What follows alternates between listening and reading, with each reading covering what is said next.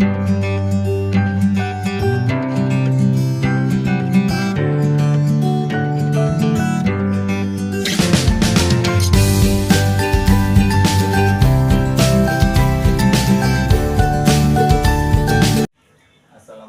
warahmatullahi wabarakatuh. Waalaikumsalam warahmatullahi wabarakatuh. Alhamdulillah kita masih bisa berkumpul dalam pertemuan hari ini di tempat ini dengan keadaan sehat walafiat. Salam sejahtera untuk kita semua. Perkenalkan, nama saya Arif Hardiansyah, salah satu SDM Kesos PKH Kabupaten Pandeglang. Gimana ibu-ibu? Pada sehat semuanya? Alhamdulillah sehat. Alhamdulillah. Ya ibu-ibu, sebelum kita ke pembahasan supaya lebih semangat lagi ya, kita tempuk semangat dulu. Yuk ibu-ibu supaya lebih semangat lagi, kita tepuk semangat. Yuk semuanya, tepuk semangat. Semangat. Semangat.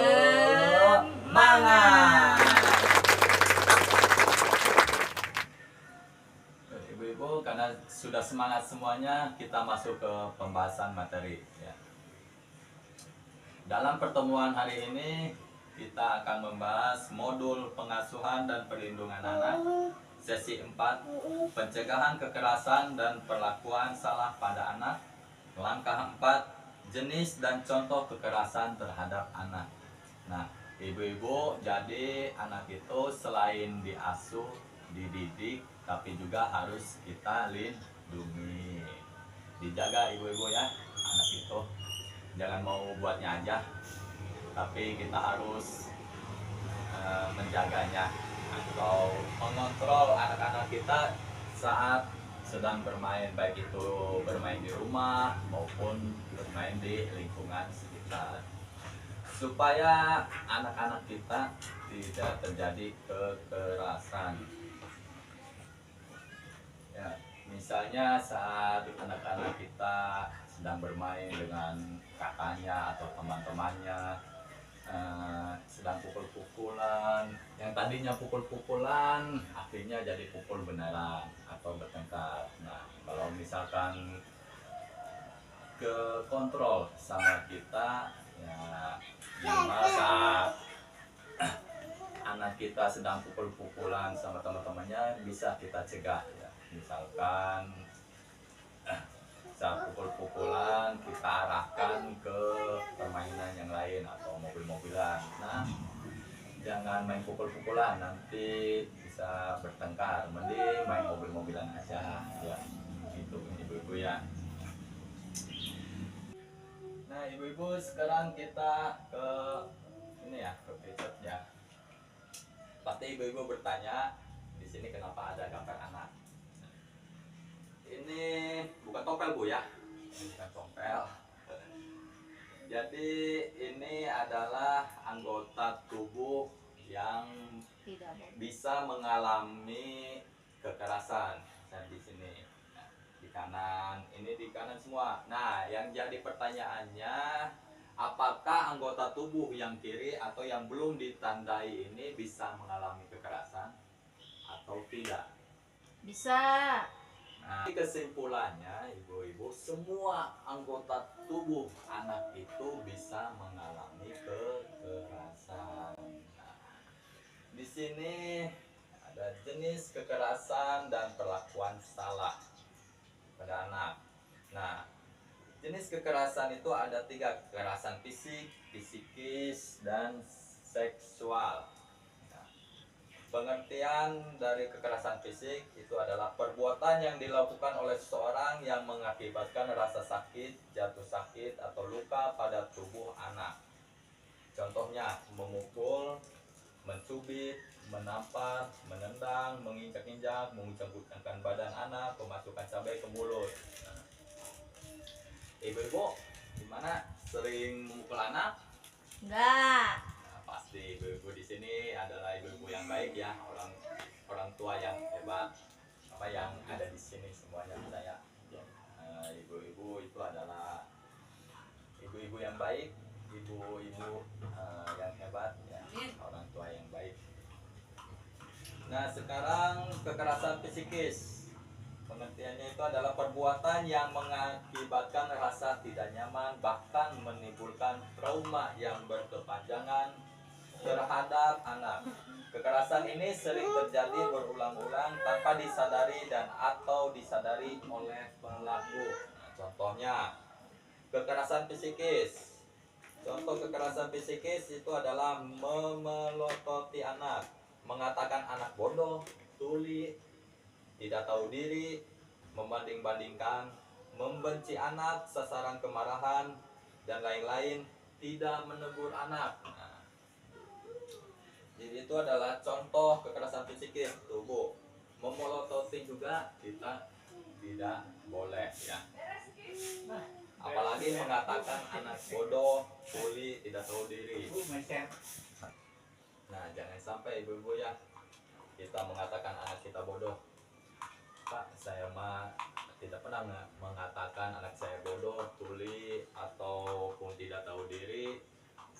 Tapi biasanya ngomongnya hok maung, ya, atau hok monyet, ya, Bu Ibu. Itu juga jangan, Bu, ya. Tapi takutnya. Nah, sekarang kekerasan seksual. Kekerasan seksual itu adalah pengertiannya itu adalah perbuatan yang mengakibatkan rasa tidak nyaman, bahkan menimbulkan trauma yang berkepanjangan terhadap anak. Kekerasan ini sering terjadi berulang-ulang tanpa disadari dan atau disadari oleh pelaku. Sama, Bu, ya, tapi contohnya berbeda. Antara kekerasan psikis dan seksual itu pengertiannya sama, contohnya doang yang berbeda, ya. Nah, kalau kekerasan seksual itu contohnya pantat dicolek, alat kelamin diraba-raba, payudara diremas-remas, dipaksa melakukan oral seks, diperkosa, disodomi, dijual ke mucikari, dan lain-lain. Nah, itu ibu-ibu ya. Nah, apalagi pada zaman sekarang, Bu, ya, anak-anak kita yang baru SMP juga sudah mulai pacaran atau geng-gengan, ya. Jadi itu juga dikontrol, Bu, ya, kalau bisa dibatasi jam bermain anak, dan kita juga harus bisa mengontrol saat anak-anak kita bermain supaya tidak mengalami kekerasan, Bu. Contohnya banyak, Bu, ya, misalkan tawuran, bully, ataupun kekerasan seksual. Dan tidak hanya terjadi pada lingkungan sekitar, bahkan pelakunya itu bisa jadi gurunya sendiri. Jadi sekali lagi ya, Bu, ya, kita harus benar-benar bisa mengontrol atau menjaga anak-anak kita, Bu, ya. Jangan sampai anak-anak kita mengalami kekerasan. Nah, ibu-ibu, itu tadi adalah pembahasan tentang pertemuan hari ini. Silakan ibu-ibu, ada yang mau tanyakan? Nah, ibu-ibu, tadi itu adalah pembahasan dari pertemuan kali ini. Kalau misalkan tidak ada yang bertanyakan, kita latihan, ibu-ibu, ya. Sebelum kita latihan, kita bagi kelompok dulu. Jadi 3 kelompok. Kelompok pertama Ibu Fitri, kelompok kedua Ibu Yaya, kelompok ketiga Ibu Lia. Nah, jadi tugas ibu-ibu adalah berdiskusi, ya, dengan kelompoknya itu. Kelompok ke-1 kekerasan fisik, nomor contoh kekerasan, akibat kekerasan, dan pelakunya. Nanti diisi ibu-ibu, ya. Nah, nanti ibu-ibu isi di sini ya, Bu, ya. Kelompok 1 kekerasan fisik, kelompok 2 kekerasan psikis, kelompok 3 kekerasan seksual. Ibu-ibu di situ silakan berdiskusi dengan kelompoknya masing-masing. Nah, silakan waktunya 5 menit, Bu, ya. Oke, waktunya habis, ibu-ibu, ya. Nah, silakan jawabannya untuk kelompok 1, Ibu Fitri, silakan.